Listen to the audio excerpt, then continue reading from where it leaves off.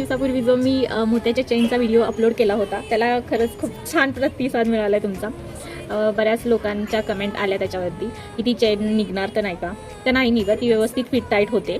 तुम्ही ट्राय तर करून बघा. त्याच्यापासून मी 2 ज्वेलरी बनवल्यात, त्या मी तुम्हाला दाखवणारच आहे. त्याच्या आधी ती जी युनिक गोष्ट बनवली ती आधी पाहून घ्या.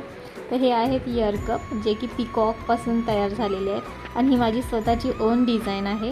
तुम्ही याच्या आधी कुठे पाहिले की नाही मला माहीत नाही, पण अशी सेम डिझाईन मी स्पॅरोपासून बनलेली पाहिली होती. त्याच्यापासूनच इन्स्पायर होऊन मी ही पिकॉकवाली डिझाईन बनवली आहे. तुम्हाला कशी वाटली हे प्लीज कमेंट करून सांगा. आणि लास्ट टाईमच मी तुम्हाला सांगितलेलं की ही जी मोत्याची चेन आपण बनवतो आहे त्याच्यापासून आपण बऱ्याच प्रकारच्या ज्वेलरी आपण बनवू शकतो. जसं की मी पैंजण बनवून दाखवलं आणि हे ऑर्डरचे आहेत दोन्ही पण सेट.